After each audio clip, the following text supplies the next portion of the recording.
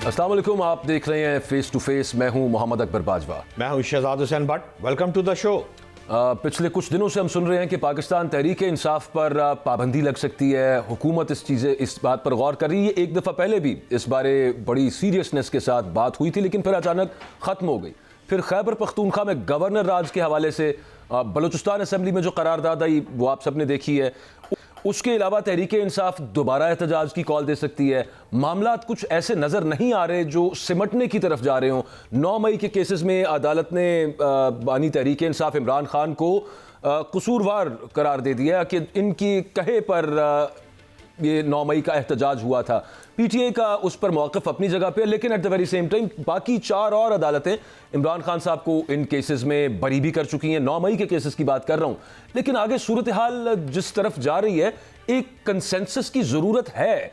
तमाम जमातें कम अज़ कम एक साथ मिलें। आज सुना कि Tehreek Insaf is mulling on that एक ऑल पार्टीज़ कॉन्फ्रेंस बुलाई जाए, लेकिन वो ऑल पार्टीज़ कॉन्फ्रेंस ऑपोजिशन की पार्टीज़ की एक कॉन्फ्रेंस हो और उसमें एहतजाज के हवाले से लाया अमल एहतजाज, जिससे बहुत माशी नुकसान पाकिस्तान को हुआ है, अरबों रुपए का। हम गुफ्तगू का बाकायदा आगाज़ करते हैं। हमारे साथ कौसर काज़मी साहब मौजूद हैं, तर्जुमान है पंजाब हुकूमत की, और शौकत यूसुफ सई साहब हमारे साथ मौजूद हैं, रहनुमा तहरीक इंसाफ हैं, इससे पहले तर्जुमान रह चुके हैं केपी गवर्नमेंट के भी। थैंक यू वेरी मच जी, आप दोनों ने वक्त दिया। एक तो कौसर काज़मी साहब, सबसे पहले मैं आपसे ही स्टार्ट करता हूँ। ये चल रही है, कोई अफवाह है, ये बाज़गश्त है कि पंजाब में भी इस तरह की कोई करारदाद जैसी बलूचिस्तान असम्बली में पास हुई आपके राइवल के हवाले से कि इन पर पाबंदी लगाई जाए, आ सकती है। इसके कितने चांसेस हैं? क्या इस बारे में सोचा जा रहा है पंजाब में? देखें, बिल्कुल करारदाद तो बिल्कुल पेश हुई है, और पाबंदी के हवाले से तो नहीं, अब अलबत्ता गवर्नर रूल के हवाले से जरूर गुफ्तो शनीद हुई है अपने इत्तेहादियों से भी। और देखें, क्यों ना हो, अब एक तरफ लाशें ढूंढने की कोशिश की जा रही है जो कि गिरी नहीं। उन लोगों के गायबाना नमाज जनाजा अदा किए जा रहे हैं जो मरे ही नहीं। तो ऐसी सिचुएशन के अंदर जब पारा चनार के अंदर एक एक दिन में 100 जनाजे उठ रहे हैं, वहां पे एक सूबे की तवज्जो नहीं है। केपी के वजीर आला तमाम तर सरकारी वसाइल का इस्तेमाल करते हुए पंजाब पे चढ़ाई करते हैं और उनकी तमाम तर तवज्जो जो है वो इंतशारी एहतजाज पे है। तो ऐसी सूरत हाल के अंदर अगर वफाक में और पंजाब में इस हवाले से सोचा जाए, क्योंकि देखें सूबे के अंदर के हालात भी देखें ना, सिर्फ ये नहीं कि लॉ एंड ऑर्डर की सिचुएशन खराब है, वहां पे अवाम को जो बुनियादी जरूरियात जिंदगी हैं वो भी मुयस्सर नहीं है। केपी के हॉस्पिटल्स देखें, यूनिवर्सिटीज देखें, कॉलेजेस देखें, जो कारोबारी लोग हैं उनके हालात देखें, तो वो तमाम का रुख पंजाब की तरफ होता है। और यहाँ पे क्योंकि उनको सहूलतें भी मिलती हैं, उनके बच्चों को अच्छी यूनिवर्सिटीज मिलती हैं, इलाज मुआलजे की अच्छी सहूलियात मिलती हैं, तो बजाय इसके केपी के वज़ीर आला आपको नहीं लगता कि करोड़ों लोगों ने वोट दिया एक जमात को? लोगों की जानो माल की हिफाजत किसकी जिम्मेदारी है? जो हमारे जो वफाक है बेशक उस पे भी, लेकिन 18वीं तरमीम के बाद जिम्मेदारी सूबे पे आयद होती है कि आपने इन तमाम चीजों को अपने सूबे के अंदर देखना है। अब केपी के वज़ीर आला एक दफा भी पारा चनार नहीं जा रहे, वहां पे जो फोर्सेस पे रोजाना की बुनियाद पे हमले हो रहे हैं उस पे उनकी कोई तवज्जो नहीं है। जैसे मैंने आपको अवामी सहूलियात के हवाले से बात की, उस तरफ उनकी कोई तवज्जो नहीं है। तो जिन लोगों ने उनको करोड़ों वोट दिए उनको इन्होंने वापस क्या दिया जी?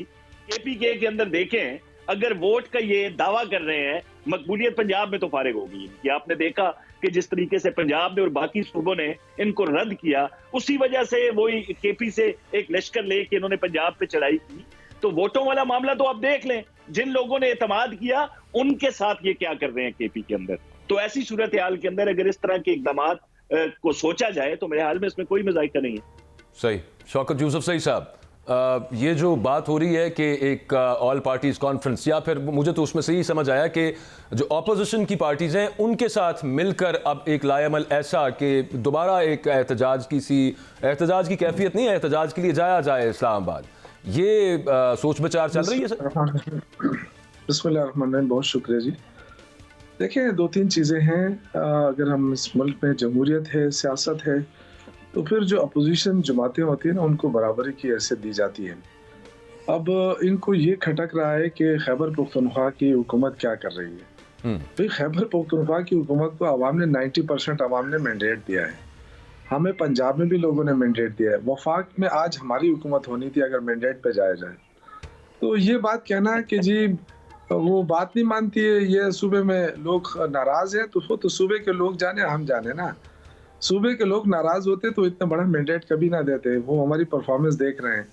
जो इन्होंने बात की पंजाब से लोग नहीं लिखते और कंटेनर ना लगाए जाते, लोग पैदल तो नहीं आ सकते ना, लाहौर से फैसलाबाद से, ज़ाहिर है गाड़ियों में आते, रास्ते सारे बंद थे।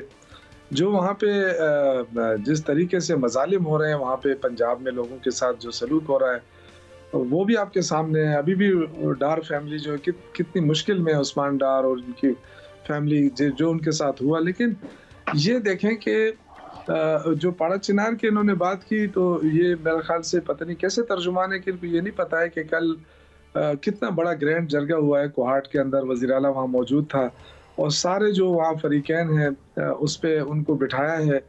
और इससे पहले हमारी जो कमेटी गई थी चीफ सेक्रेटरी और वज़ीर कानून की सरबराही में, उन्होंने 10 दिन की सीज फायर कराई। सीज फायर के बाद जो है ना कल कोहाट के ये तो सर चले खबरों में आया ना, ये तो आपने बता दिया जो मैं आपसे पूछ रहा था, दोबारा एहतजाज का इरादा है। यूसुफ नहीं मैं बात तो कर लूँ ना। देखो जब उन्होंने बात उठाई है तो बात करनी चाहिए ना। तो ग्रैंड जरगे को टास्क दिया गया है, वो जाहिर है वहाँ पे लड़ाई हो रही है, वो है सेक्टेरियन प्रॉब्लम्स हैं और ये अभी से नहीं बहुत अरसे से हैं।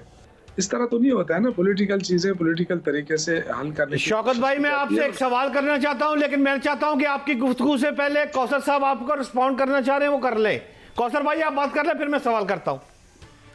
देखें जी, इन्होंने फौरन ही कह दिया, पता नहीं ये कैसे तर्जुमान है, इन्हें पता ही नहीं है वहां पे जिरगा हुआ है और कोहाट में जिरगा हुआ है। भाई रौला पारे चनार में लगता है वहां पे केपी के वज़ीर आला को जो धमकियां देता है, वफाक को जो धमकियां देता है, हुकूमतों को जो गोली के बदले गोली चलाता है, उसको पारा चनार का रुख करते हुए डर लगता है। ऐसी सिचुएशन नहीं है भाई, जहां पे रौला है वहां पे कोई नहीं गया इनका, वहां पे इनको खौफ है। खौफ किन लोगों से है? या फिर ये उनके सहूलतकार हैं?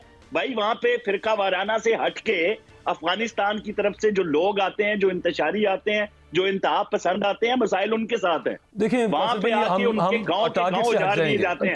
देखिए नहीं, टारगेट नहीं आते भाई, हम गुफ्तगू से हट जाएंगे ना। देखिए वहां पे मैं सेक्टेरियन मामला भी है, मैं उन पर इस वजह से मैं बिलवजू बात नहीं करना चाह रहा था।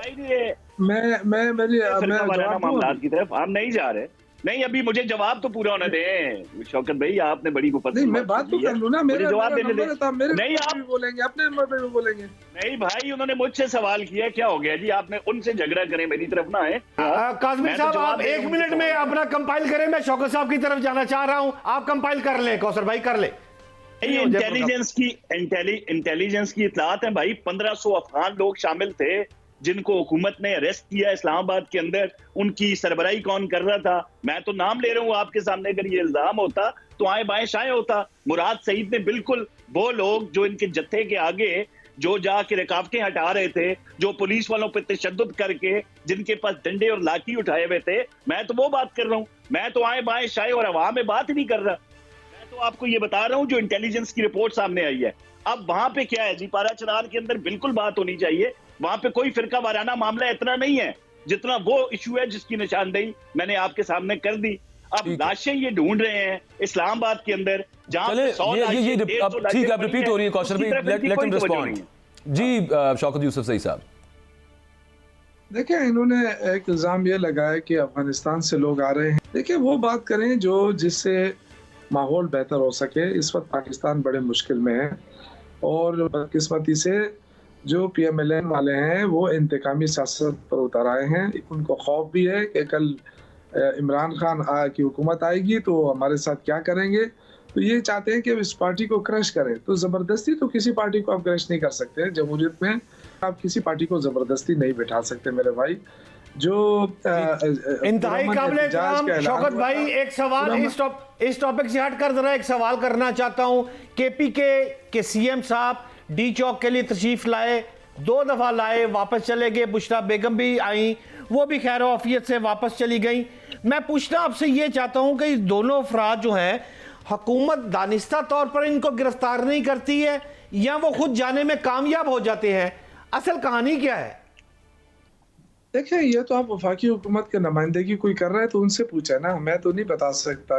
तो एक बहुत बड़ी पार्टी को लीड करके आते हैं और ये धमकी मिलती है कि इस्लामाबाद नहीं आ सकते। अभी भी मेरे भाई ने कहा कि वो पंजाब पे चढ़ाई कर रहा है। भाई पंजाब, आप इस्लामाबाद को पंजाब समझते हैं?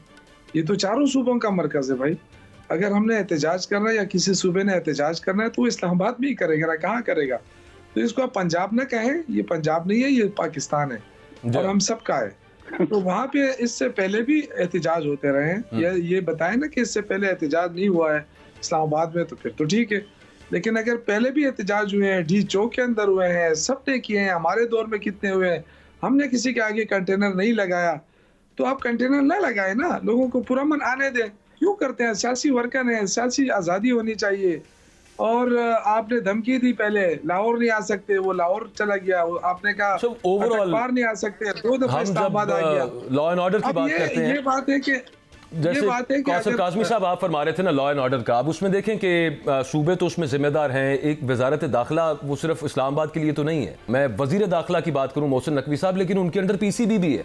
वो भी तो देखें ना, वो बेचारे कहाँ पे कितने जिम्मेदारियां निभाएं एक बंदे हैं आखिर। तो आपको वैसे ये ख्याल नहीं है कि उसके अलावा भी वजारत दाखिला किसी सियासी शख्सियत के पास हो तो ज़्यादा बेहतर होता है? सियासतदानों ने कल को वोट लेने जाना होता है, सियासतदान फैसले उसके मुताबिक लेते हैं। क्या कहेंगे कौसर भाई? देखें जी, मोहसिन नकवी साहब जिस तरह काम कर रहे हैं, उन्होंने साबित किया कि खा वो पीसीबी हो, खा वो वजारत दाखिला हो, उसमें तनकीद आप जरूर करें। देखें, तनकीद के लिए कुछ साथ चीज भी तो लेके आए ना। आपको क्या मसाइल नजर आ रहे हैं जी? जहां पे वो बैठे हुए हैं, जिस आप दोबारा अगर आप केपी का हवाला देंगे, मेरे भाई ने वफाक पे इल्जाम लगाया, भाई जब उनकी सहूलतकारी बंद होगी, मुराद सईद जैसे लोग केपी हाउस में बैठ के जब उनकी पुष्ट पनाही करेंगे, उनको लोग घरों में पनाहे देंगे। मसला ये है भाई, उनको किसने भगाया था?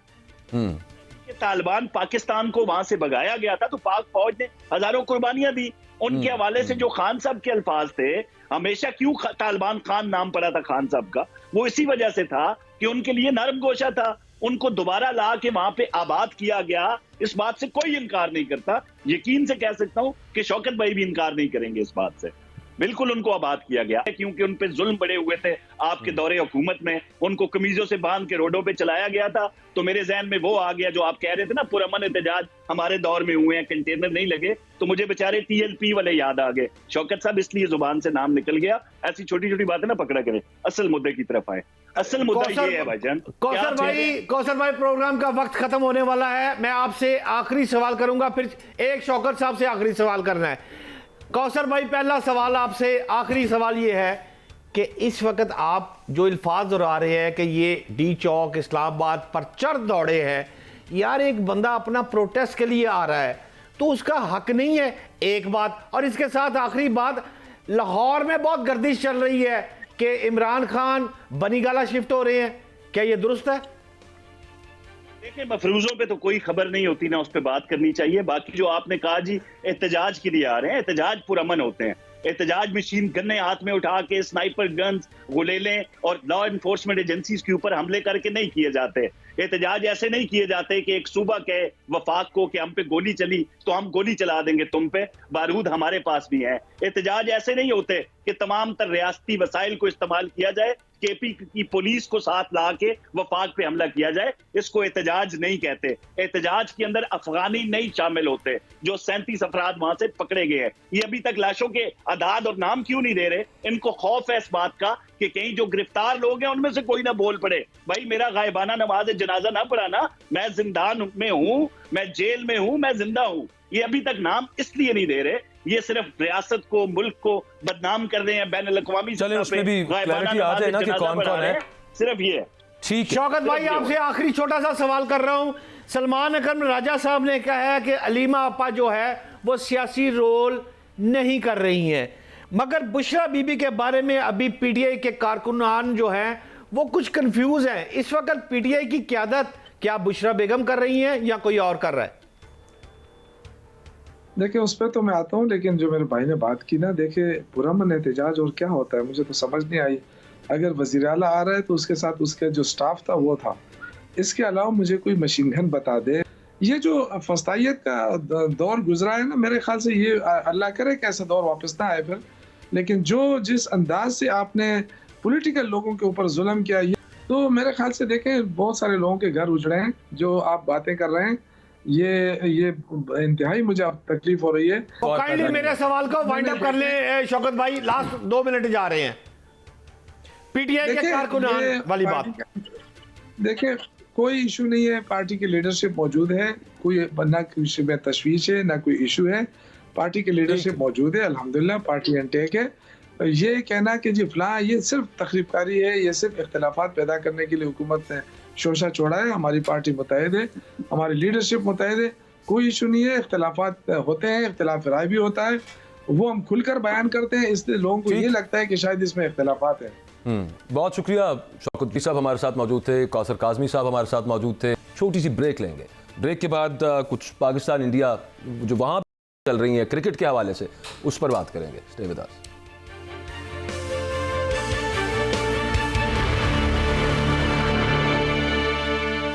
अगले साल होने वाली चैंपियंस ट्रॉफी के हवाले से पाकिस्तान ने एक स्ट्रॉन्ग स्टैंड ले लिया है कि अगर इंडिया पाकिस्तान नहीं आ रहा तो हम भी हाइब्रिड मॉडल पे नहीं जा रहे। उसके साथ ही कहा गया कि एक पार्टनरशिप फॉर्मूला है, वो फिर यूं है कि ठीक है दुबई में मैचेस खेल लेते हैं, अगले 3 आईसीसी के बड़े इवेंट्स इंडिया में होना है तो फिर पाकिस्तान भी इंडिया जाकर नहीं खेलेगा, और फिर उसके बाद जो मैचेस होंगे पाकिस्तान इंडिया के या पाकिस्तान के जो मैचेस होंगे वो भी दुबई में करवा दिया करेंगे। यानी कि आइंदा फिर यूं हो जाएगा मामला कि जो भी सीरीज होगी पाकिस्तान इंडिया जिसके अंदर होंगे या फिर जो बड़ी आईसीसी सीरीज होगी वो एक दूसरे के ममालिक में नहीं खेली जाएगी।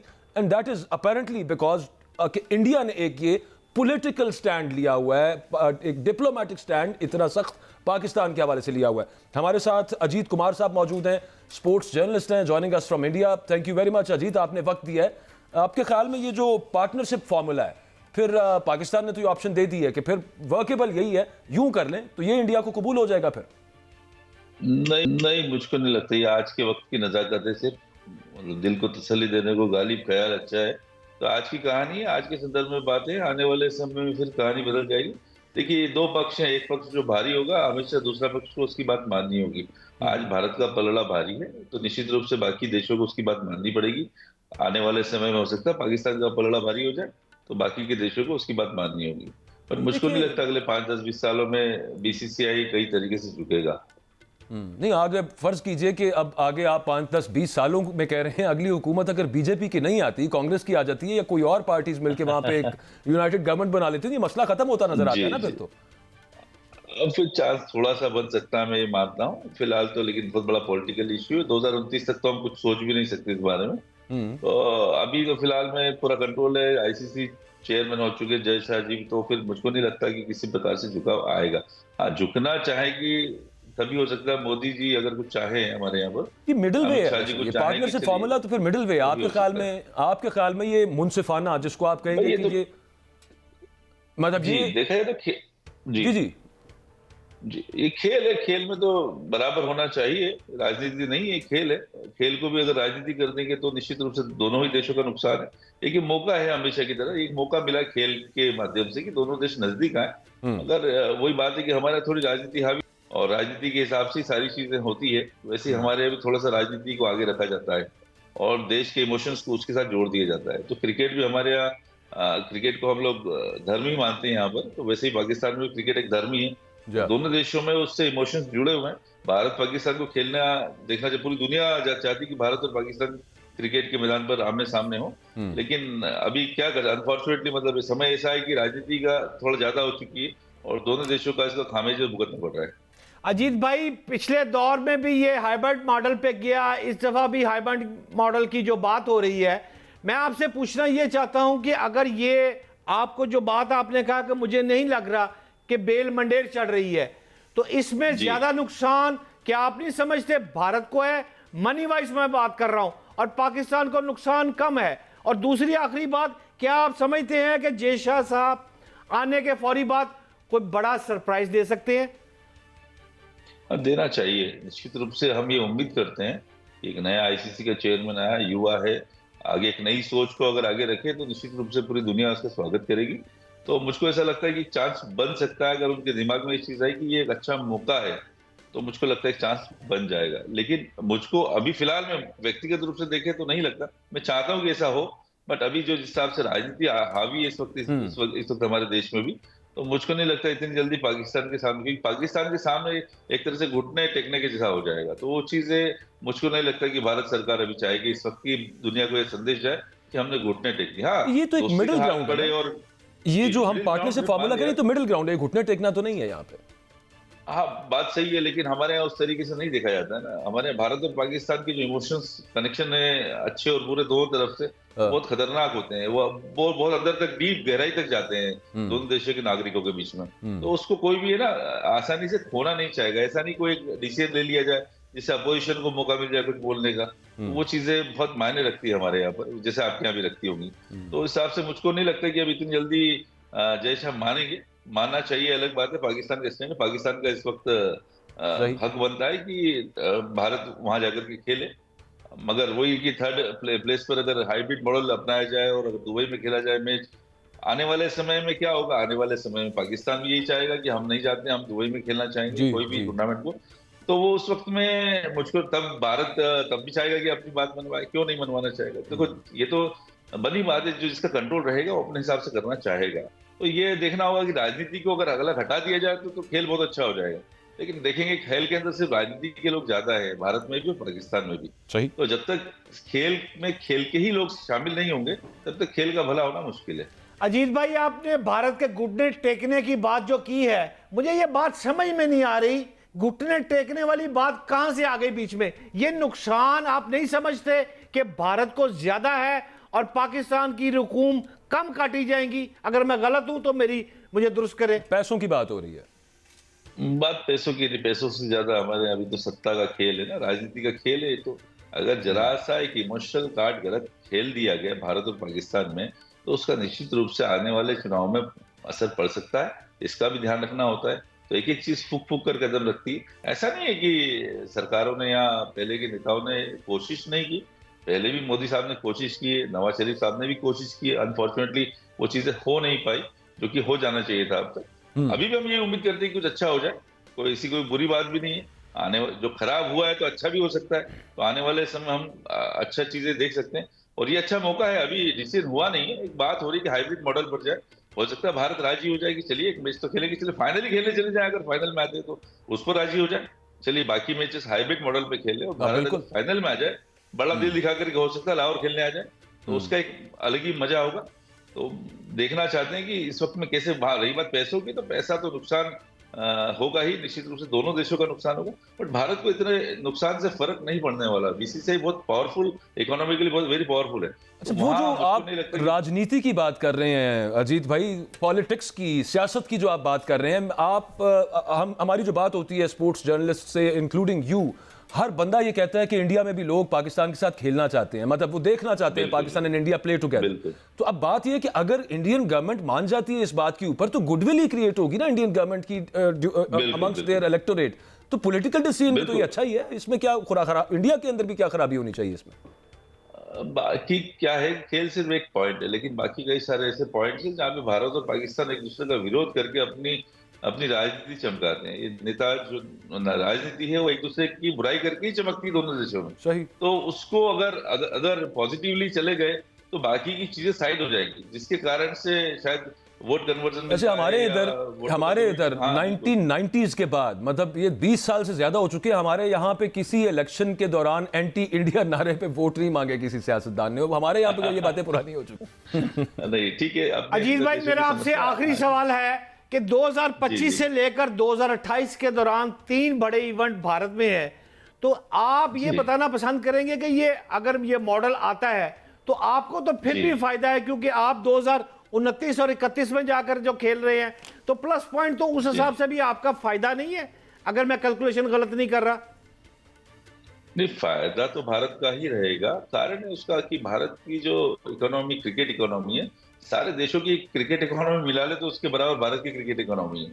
तो उसके हिसाब से भारत हमेशा आगे सिरमौर रहेगा। आगे 5 सालों में तो हम नहीं देखते कि भारत की क्रिकेट इकोनॉमी डाउन होगी।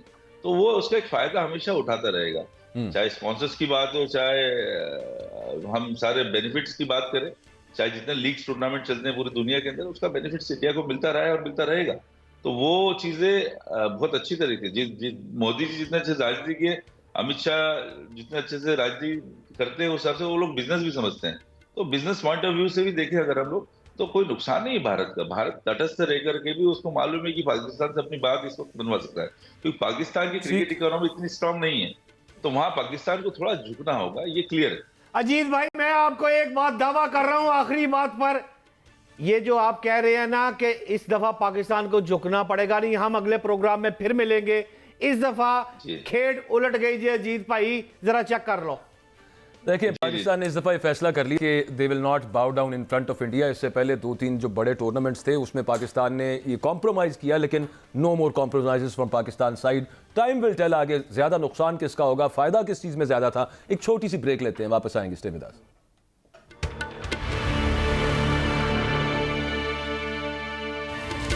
Welcome back.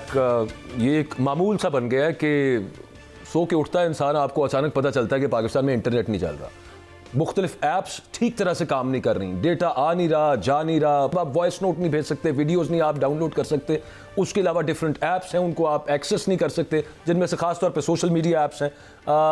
अभी दोबारा ये सूरत हाल बनी हुई है। फिर उसके बाद फायरवॉल के तनसीब के हवाले से बहुत सी बातें जारी रहीं, फिर दोबारा कुछ सुनने को मिलता, रूमर्स ही मिलती है कि पता नहीं कोई सेकंड तजर्बा चल रहा है, उसकी वजह से सब मामला है। एनीवेज, मिनिस्टर फॉर आईटी जो है हमारी शिजा फातिमा ख्वाजा साहिबा जो है, उन्होंने कहा है कि इंडस्ट्री जो है ना उसको कोई नुकसान नहीं हो रहा, क्योंकि इंडस्ट्री ब्रॉडबैंड इंटरनेट यूज करती है और मोबाइल टावर वैसे कम है और डेटा का मसला है, तो इसकी वजह से कोई इतना इशू नहीं है। साथ उन्होंने ये भी कहा कि वीपीएन आप रजिस्टर करवाएं, पाकिस्तान पे सैकड़ों रोज साइबर हमले होते हैं, तो इस वजह से ये सारा कुछ जो किया जा रहा है ये करना जरूरी है। और ट्विटर पर पाबंदी है तो कोई ऐसी बात नहीं है, एक्स सिर्फ 2% इस्तेमाल करते हैं, बाकी सारे तो और बहुत सारी ऐप्स हैं, सोशल मीडिया ऐप्स, आप वो इस्तेमाल कर लें। यानी कि अगर आपको रोटी नहीं मिलती तो आप केक खा लें, इस तरह की कुछ उनकी लॉजिक नजर आती है। हमारे साथ खैर सज्जाद मुस्तफ़ा सैयद साहब मौजूद हैं, सदर हैं पाकिस्तान सॉफ्टवेयर हाउस एसोसिएशन के, और हमारे साथ असद बेग साहब मौजूद हैं, डिजिटल राइट्स एक्सपर्ट हैं। असद भाई, मैं सबसे पहले आपकी तरफ आना चाहता हूँ। वो ये फरमा रही हैं हमारी मिनिस्टर आईटी कि इंडस्ट्री इससे मुतासर नहीं हो रही, उनको कोई इफेक्ट नहीं पड़ रहा, क्योंकि वो तो ब्रॉडबैंड यूज करते हैं, वाईफाई यूज करते हैं, वो आप वो लगवाएं और उससे करें।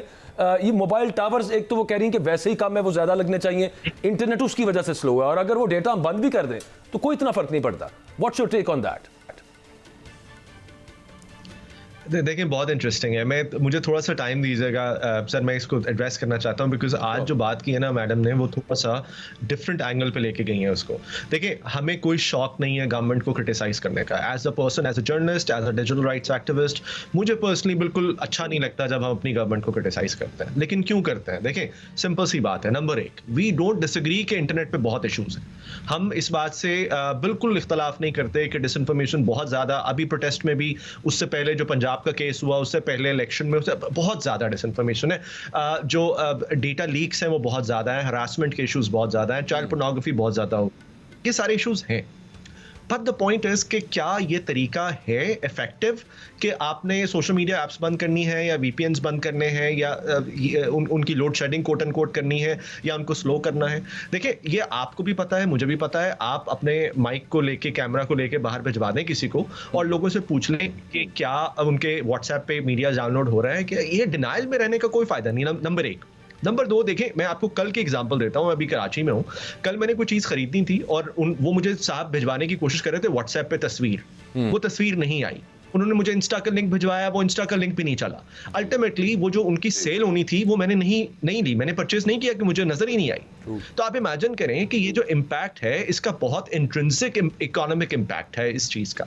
हमें ये मसला नहीं है कि आप उसको रोकने की कोशिश कर रहे हैं, हमें मसला ये है कि उसके लिए हम अपने मुल्क का नुकसान करें। लेकिन मेरा सवाल सिर्फ ये है कि क्या ये तरीका इफेक्टिव है जो अभी तरीका आप इस्तेमाल कर रहे हैं? मेरे ख्याल में ये बिल्कुल इनफेक्टिव तरीका है। इनफैक्ट इससे मुल्क का बहुत नुकसान हो रहा है, ये काउंटर प्रोडक्टिव है। उसके लिए काम क्या करना चाहिए, वो फिर आप ऑब्वियसली आप जब सवाल करेंगे उसका जवाब मैं बताता हूं।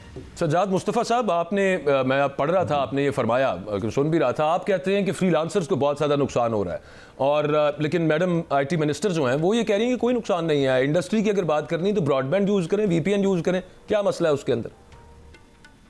जी, जहाँ आईटी इंडस्ट्री का जी चैलेंज ये है कि एक तरह की कंपनी नहीं है, बड़ी कंपनीज भी हैं, छोटी भी हैं, फ्रीलांसर्स भी हैं। जहां तक बड़ी कंपनीज हैं जो अकाउंट करती हैं ज़्यादा परसेंटेज ऑफ बिजनेस की, उनको वो ज़्यादातर तो जैसे हमारे पाशा के मेंबर्स जो बड़ी कंपनीज हैं वो तो फिक्स लाइन ही इस्तेमाल करती हैं। वहाँ पे अभी हमें कोई ज़्यादा रिपोर्ट्स नहीं आई डिसरप्शंस की। सही। हाउएवर जो दूसरे आपके स्पीकर हैं जो फरमा रहे हैं, जहाँ पे छोटे फ्रीलांसर्स वगैरह आते हैं, उनको चैलेंजेस आते हैं, बिकॉज स्पेशली ई कॉमर्स के एरिया में चैलेंजेस आते हैं। But to be fair to government, effort तो जरूर है। मिनिस्टर साहिबा, मैंने आज एक्चुअली उनका बयान नहीं सुना, कुछ मुझे रिपोर्ट्स वगैरह जो कुछ आई हैं, sorry, very sorry to interrupt you here. ये दो चीजें मुतजाद हैं। मैंने आपका बयान सुना, आपने कहा कि बड़ी आईटी कंपनीज पाकिस्तान से बाहर शिफ्ट होने की मंसूबाबंदी कर रही हैं। अब वैसे अभी आपने जो फरमाया मुझे लगा ये उससे मुख्तलिफ है कि आप कह रहे हैं कि बड़ी कंपनीज को कोई मसला नहीं हुआ। नहीं, मैं okay, so there has been a change. Let me just tell you, जहां पे आप जो वीपीएन वाइट लिस्ट करने का तरीका है, हम उसके बिल्कुल खिलाफ हैं, बिकॉज वी बिलीव कि white listing is not a solution. उससे ना नेशनल सिक्योरिटी के मसाइल हल होंगे और ना ही उससे हमारी आईटी कंपनीज रजिस्टर कर ही नहीं सकती। सो हमने उसका एक ऑल्टरनेट प्रपोज किया है मिनिस्ट्री को, which they are very aggressively looking at, और वो ये कि वीपीएन, जैसे पिछले स्पीकर ने भी कहा कि ये जो तरीका है ना, नेशनल सिक्योरिटी के ऊपर कोई कॉम्प्रोमाइज नहीं है, पर जिस तरीके से ये कर रहे हैं इंटरनेट को कंट्रोल के वाइट लिस्टिंग वाला तरीका, हम उसके साथ बिल्कुल एग्री नहीं कर रहे। और हमने उसका काउंटर प्रपोजल भी दिया है कि नेशनल सिक्योरिटी को आप अचीव कर सकते हैं by having VPN service providers. इसका just to take a step back, देखें ये चीज अचीव करने के ना दो रास्ते हैं। एक रास्ता वो है जो नॉर्थ कोरिया ने लिया, ईरान ने लिया, तुर्कमेनिस्तान ने लिया, और एक तरीका वो है जो बाकी सारी दुनिया ने किया, जो ग्लोबली आईटी में सर्विस प्रोवाइड करते हैं। हम ये कह रहे हैं कि वो रास्ता अपनाइए जो हमारी कंपैरेटिव इकोनॉमी जैसे इंडिया के पास है, बांग्लादेश के पास है, वियतनाम के पास है, वो रास्ता अपनाइए। एंड दिस जो हमारी रिक्वेस्ट है, ये बड़ा इसको बहुत एग्रेसिवली देखा जा रहा है, और इंशाल्लाह अनकरीब एक लाइसेंसिंग फ्रेमवर्क भी हम कोशिश कर रहे हैं मिनिस्ट्री और पीटीए के साथ मिलकर कि लाइसेंसिंग फ्रेमवर्क आ जाए जहां पे वीपीएन सर्विस प्रोवाइडर्स हों, ताकि ये वाला मसला ही जड़ से खत्म हो जाए। असद बेग साहब, आप दुरुस्त फरमा रहे हैं कि कंपनी को नुकसान हो रहा है और मुल्क को नुकसान हो रहा है, आईटी इंडस्ट्री को नुकसान हो रहा है। आप एक्सपर्ट हैं, मैं आपसे पूछता हूं कि अगर आपके मुतल्लिक कोई भी बंदा सोशल मीडिया पर कोई भी फुटेज लगा दे जो आपके अगेंस्ट जा रही हो, इस सूरत हाल में हुकूमत को क्या करना चाहिए? और फिर अगर हुकूमत जो कर रही है उससे हम डिसएग्री हैं, तो आपके पास सोल्यूशन क्या है इसका? आसान अल्फाज में बताइएगा। मैं बिल्कुल सादी ज़बान में आपको बताता हूँ। पहले तो मुझे आप इस बात का जवाब दे दें कि क्या इंटरनेट या इंटरनेट से जुड़ा जो बिजनेस है वो सिर्फ पाकिस्तान में टेलीकॉम इंडस्ट्री या सॉफ्टवेयर इंडस्ट्री के लिए है या नहीं है? क्या जो छोटे सर्विस प्रोवाइडर्स हैं, जो छोटे बिजनेसमैन हैं, और वो हर किस्म के बिजनेसमैन हैं, वो सॉफ्टवेयर डेवलपर्स की बात नहीं कर रहे, जो इंटरनेट को इस्तेमाल करते हुए बिजनेस करते हैं, क्या उनको बिजनेस करने का हक है इंटरनेट पे कि नहीं है? या हमने सिर्फ ये सोच लिया है आज के इंटरनेट हमने बनाना सिर्फ सॉफ्टवेयर इंडस्ट्री के लिए या पाकिस्तान में और किसी को इंटरनेट की सर्विस नहीं देनी? नंबर एक।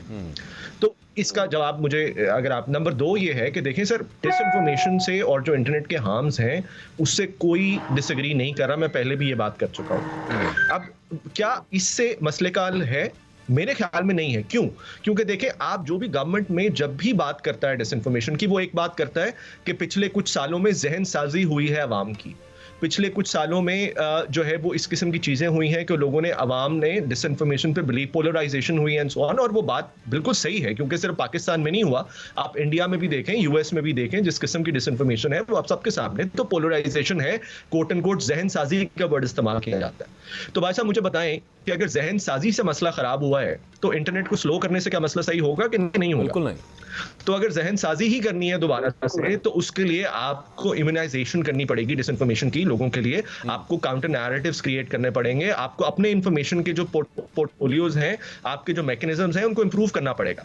आप ये नहीं कर सकते कि अच्छा क्योंकि डिसइंफॉर्मेशन फैल रही है तो शहर बंद कर दें, या क्योंकि डिसइंफॉर्मेशन फैल रही है तो इंटरनेट बंद। ये हमारे मुल्क के लिए अच्छा नहीं है। और कोई भी, आप किसी भी बिजनेस कम्युनिटी के हिसाब से पूछें जो हमारे साथ बैठे हैं, उनसे भी पूछ लीजिएगा, ये मसले का हल नहीं है, नंबर एक। और ना सिर्फ ये कि हल नहीं है, बल्कि इससे मुल्क का बहुत नुकसान हो रहा है। इस वजह से हम जो है इसमें मुब्तला है कि अच्छा, ये वजह है जो कि हम कहते हैं। तो फिर नुकसान का हल बताए ना असद भाई, वही तो मैं आपसे सवाल कर रहा हूं। ये नुकसान हो कितना रहा है? ये जो हम सुन लेते हैं एक फिगर अरबों रुपए का नुकसान, इज इट रियली सो कि बिलियंस ऑफ रुपीस का नुकसान हमें इस छोटी छोटी आउटेजेस की वजह से हो जाता है? असद भाई सर आप मुझसे पूछ रहे हैं? जी जी, क्विकली मैं नुकसान भी पूछूंगा। मैं क्विकली जो डिसइंफॉर्मेशन की बात, हल की बात की ना, वो मुझे एक सेकंड दीजिएगा। देखिए सर, सारी एकेडमिक रिसर्चेस ये बताती हैं, और ये आप किसी मीडिया के एकेडेमिया के एक्सपर्ट से भी पूछ लीजिएगा, कि जो डिसइंफॉर्मेशन को रोकने का अब तक सबसे अच्छा इफेक्टिव तरीका है कंट्रोल्ड एनवायरनमेंट में जो हमें पता लगा है, वो डिसइंफॉर्मेशन के खिलाफ इम्यूनाइजेशन है। लोगों के जहन को इतना इंप्रूव करना है, उनको अवेयर करना है कि वो डिसइंफॉर्मेशन से फॉल ना करें। ये तरीकाकार है जो कि दुनिया भर के एकेडमिक्स इस पे एग्री करते हैं, आप किसी से भी पूछ लीजिएगा। माय क्वेश्चन है सर कि क्या हमने उस पे इन्वेस्ट किया है इतना कि हम प्रॉपर्ली लोगों को रीच आउट कर सके? मेरे ख्याल में नहीं किया। 2018 के इलेक्शन से पहले भी मैं यही बात कर रहा था, इस दफा के इलेक्शन से पहले भी मैंने यही बात की थी कि हमें एक नेशनल लेवल पे इफेक्टिव कैंपेन करनी चाहिए थी लोगों को इम्यून करने के लिए फॉर डिसइंफॉर्मेशन। और अब भी मैं यही बात कर रहा हूं कि इंटरनेट बंद करने से, स्लो करने से, वीपीएन्स की वाइट लिस्टिंग, ब्लैक लिस्टिंग करने से कुछ नहीं होगा। जब तक आप अपने लोगों के मेंटल स्टेट को इंप्रूव नहीं करेंगे, जब तक उनमें education, awareness, immunisation for disinformation नहीं है। वो अब क्विकली सर, नुकसान कितना हो रहा है? आपसे पूछ रहा हूं सदी जी। नुकसान बहुत हो रहा है, लेकिन फिर I think this would be an appropriate question जो हमारे साथ कॉलीग बैठे हुए, लेकिन हमें जो फिगर्स पता लगती हैं हर एक से, चाहे वो छोटा वेंडर हो, चाहे बड़ा वेंडर हो, चाहे वो फ्रीलांसर छोटा हो, चाहे वो बड़ी कंपनीज हो, हर एक ये कहता है कि उनका काम इम्पैक्ट हो रहा है।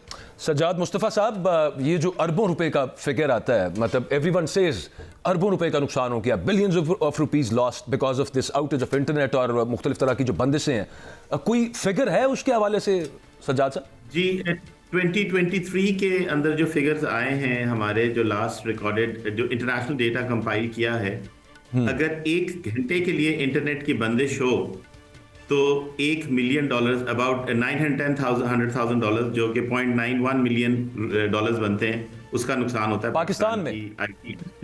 जी, 1 घंटे के अंदर आईटी इंडस्ट्री को खाली। इसमें इंडस्ट्री है, इसमें ये जो छोटे छोटे जिनका जिक्र किया दूसरे स्पीकर ने, उनके नंबर इसमें नहीं आते, जो वो हमारे पास स्टेटिस्टिक्स नहीं है कि अगर कोई व्हाट्सएप पे बंदा कोई अपनी भेज रहा है, इमेज भेज रहा है, वो हमें काउंट नहीं, there is no way to count that. ये मैं इंडस्ट्री के बता रहा हूँ outages. But having said that, I would like to add here for the lack clarity कि ज्यादातर हमारी इंडस्ट्री फिक्स लाइन पे है। सो हमारा मसला बाकी आम कंज्यूमर से थोड़ा मुश्किल है। हाँ, चैलेंज ये आता है कि जब आपका व्हाट्सएप पे इमेजेस वगैरह डाउनलोड नहीं होते तो जनरल कम्युनिकेशन मसला बन जाता है ना। अगर आप किसी इंटरनेशनल अपने क्लाइंट से बात कर रहे हो या कुछ कर रहे हो तो it is very embarrassing to say कि यार हमारा वॉइस नोट नहीं जा रहा या वॉइस नोट आ नहीं रहा, क्योंकि आजकल स्टेबल दुनिया में ऐसे काम नहीं होते। सही। तो यू हैव टू सी कि हम जो बात सोचने वाली है वो ये है कि हम किससे कम्पीट कर रहे हैं। हम कम्पीट कर रहे हैं इंडिया से, बांग्लादेश से, आयरलैंड से, वियतनाम से, फिलीपीन से, इन लोग इंडोनेशिया से, मलेशिया से। सो एटलीस्ट हमें वो इंफ्रास्ट्रक्चर होना चाहिए हमारे हम पास। इन सब से कम्पीट भी कर रहे हैं, जो उनके पास टारगेट्स भी हमने आईटी रेवेन्यू की मद में उनके जितने रखे हुए हैं। और फिर हम, मुझे ऐसा लगता है कि इनसेंसिटिव सी स्टेटमेंट हम आपस में जब बात करते हैं कि बड़े बिजनेसेस को उतना नुकसान नहीं हो रहा, मसला ही तो उन लोगों का है जो रोज के $100-200 कमा लेते होंगे और बड़ी मुश्किल से अपना घर चलाते होंगे। मसला ही उन छोटे, जो हम गलती से मुंह से कह देते हैं छोटे बिजनेसेस नहीं है, उनसे बड़े घर चल रहे हैं। असल इशू उनका है। और आपने सुन लिया कि 1 घंटा इंटरनेट बंद करने से तकरीबन $1 मिलियन का नुकसान हो जाता है। ये कौन भरपाई करेगा उसकी, और कौन उस बारे में सोचेगा? जो पैनलिस्ट ने बात की उस पर हुकूमत को कुछ सोचना चाहिए। ये तरीका नहीं है, तरीके और हैं कंट्रोल करने के, मिस इन्फॉर्मेशन को या वो डिसइंफॉर्मेशन हो। प्रोग्राम आपने देखा, इजाजत दें, अल्लाह हाफिज।